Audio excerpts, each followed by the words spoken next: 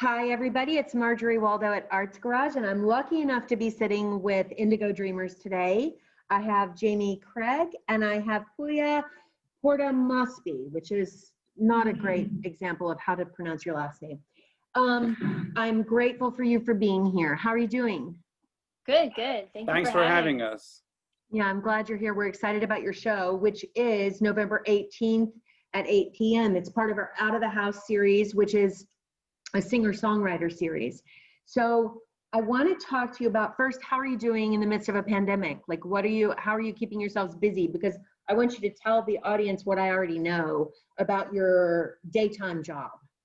Yeah, it's actually very difficult. Ever since March, we lost like most of our gigs, and it's like we're getting them back, but not really that much. So, but the good thing is we're both graduate students at FAU. We are in computer science department, and we have teaching assistantship and research assistantship, so we can survive in this. Still pay your rent and buy food. And I imagine you're playing a lot of music at home in your spare time. Oh yes, a lot. Motivated to write? Does this time frame motivate you to write new stuff? Yeah, absolutely. Writing and also recording, because you just have a lot of time. Yeah. I should just add, in the beginning of pandemic, we were like very frustrated. So we were not really doing anything, but after a few months, we kind of like got everything together and, started playing and writing music. It's been a hard time for everybody because I think none of us anticipated, or even if we did anticipate, we hoped we were wrong, that it would last this long. So I think we've had to create new ways for us to manage our lives and our anxieties. I mean, my anxieties have been higher than normal. I'm pretty type A and an overthinker on good days, but this has been a real tough time, I think, for everybody, worrying. Oh, absolutely, Yes. Yeah. So I'm glad you found your music again and found a way to enjoy it, because I think that's got to be a gift. I'm not able to, I've listened to tons, but I am not able to play or sing or anything like that. So I think that must be a beautiful thing to be able to escape into that world. So, all right. So your marketing doc that I'm cheating from says that sometimes we are connected by an invisible string. At least it feels that way with Indigo Dreamers. So what does that mean? What's that invisible string? Well, Pouya is from Iran originally, and we met in music school at FAU actually, and we were kind of like in the same classes for a while, but we didn't really talk. So it was kind of like I knew he was there, he knew I was there, but we didn't really know each other. And then we kind of came together on a project in school, and then we just realized, wow, we have so much in common, and it's so crazy that you're from the other side of the world and I'm here, and just to find someone that you connect with so much, just from completely different background. And and then we realized we wanted to make music together, and as that process kind of unfolded, just the more we kind of discover about ourselves and each other and just music and creativity in general. It's really So a really cool It story. almost seems like we were not in control. It's just, like we were controlled by some forces, and, like the whole thing happened kind of magically. Yeah. I think that's a pretty cool story. So, all right. So Jamie, you are the lead singer and you play acoustic guitar as well. So Yeah. How old were you, or how did you start? You ended up with getting your undergraduate degree in music from FAU. So what turned you on to music? What made you become a musician or start singing or playing? Well, I've actually just been singing my whole life. Like ever since I was a little kid, I just always was singing around the house. It's just something very natural for me.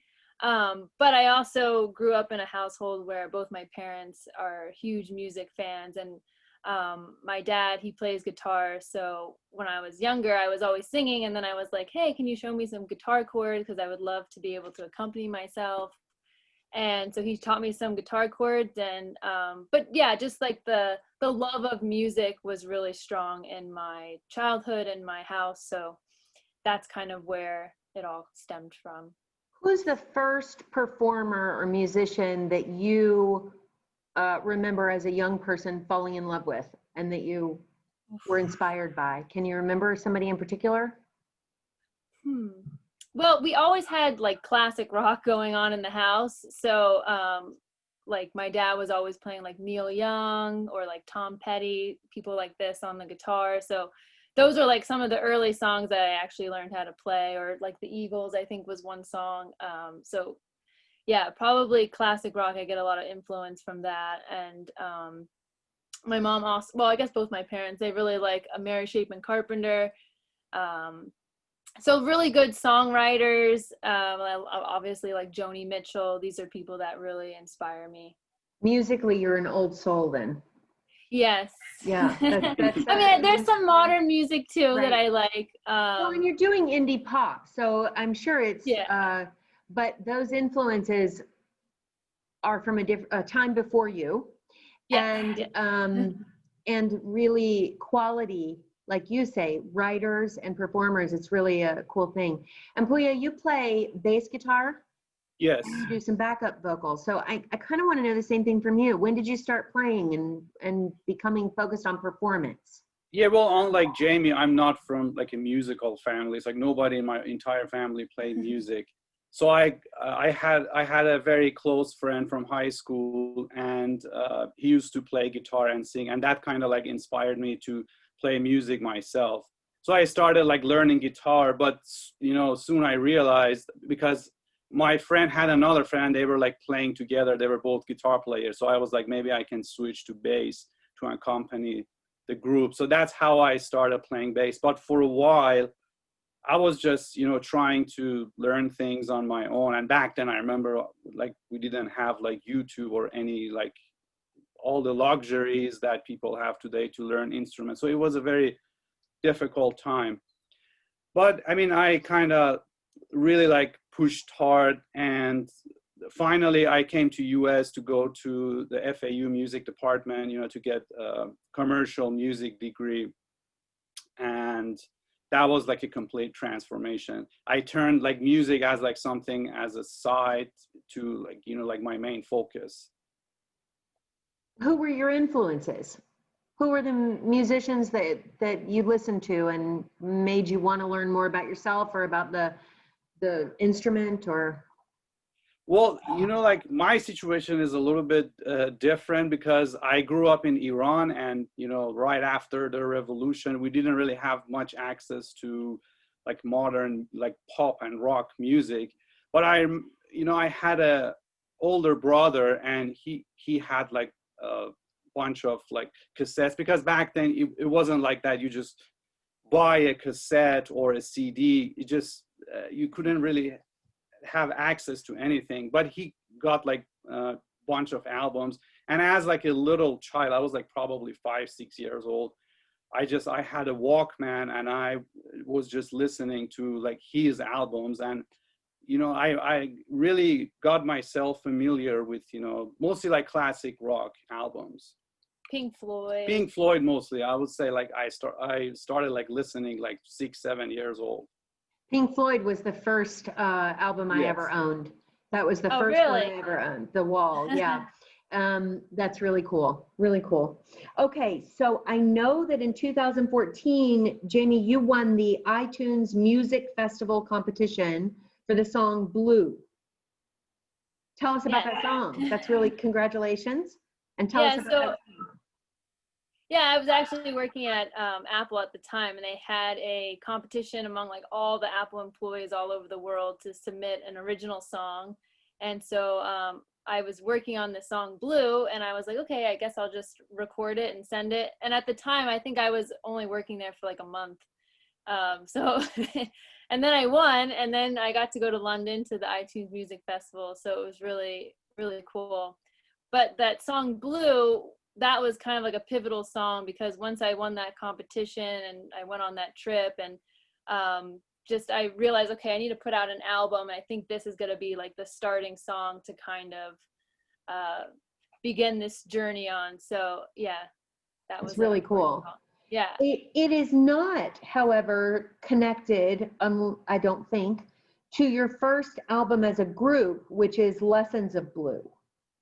Yes, it is. It's actually on the album. That's Okay. the last The song, last song on the album. yeah. Okay, all right, that's very cool. So this was the other thing that I really thought was neat. This says that on your record, Lessons of Blue, that you tenderly weave together the sounds of rock, pop, R&B, and orchestral sounds.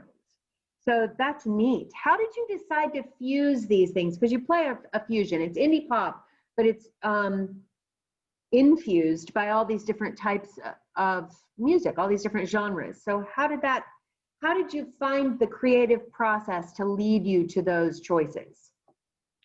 I would say it wasn't something that we made decision, to say, oh, we want to make an album with like all of these genres combined. It was kind of like a natural process because, like I said, like I'm from a totally different background, like she's from totally different background. We kind of like exposed to different kinds of music. I actually used to listen to classical and orchestral music. So we all kind of have, those sounds in our head. And when we were just working on songs, for example, like on Blue, I was like thinking to myself, oh, that sound to me needs like some strings and some orchestra that will blend well. Yeah, so like each song kind of asks for its own like arrangements or musical wrappings or however you want to call it. So yeah, I think we kind of let the songs dictate where to take us.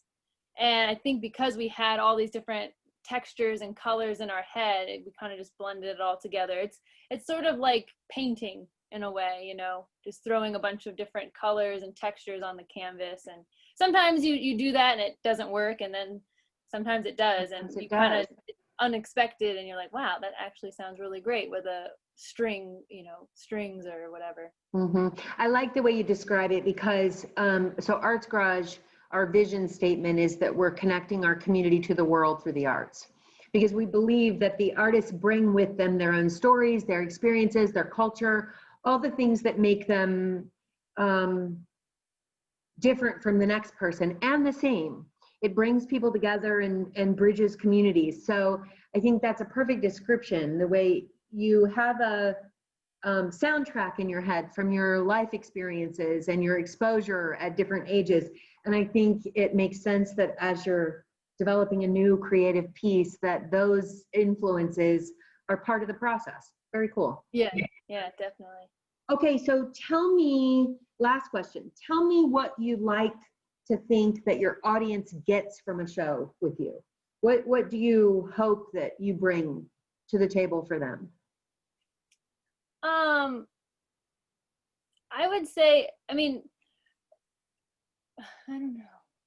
Like one thing I can say is like our music is very detailed oriented. So we really like think about every like little part that we play, or like the change of the dynamics, like particularly the lyrics, I would say is very important. So we always expect the audience pay attention to lyrics and like the details in the arrangement and the flow of the music.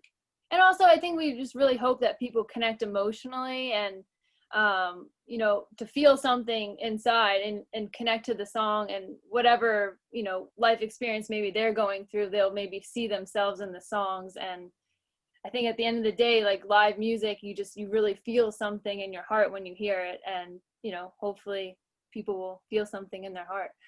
I think that's beautiful. I think our audience is a really intelligent one and educated about music and their musical likes.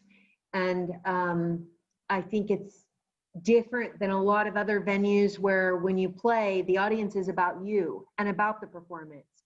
And they're really dialed into what you're doing, and it'll be a great experience. I hope we fill the house for you. So yeah. Thank you both so much. We cannot wait for your show on November 18th. That is a Wednesday night, because it's part of our Out of the House Singer-Songwriter series. So 8 p.m. November 18th, I will see you both. We are excited for that. Thank you so much. Thanks so much for taking the time with me today. Thank you for having us. We'll see you soon.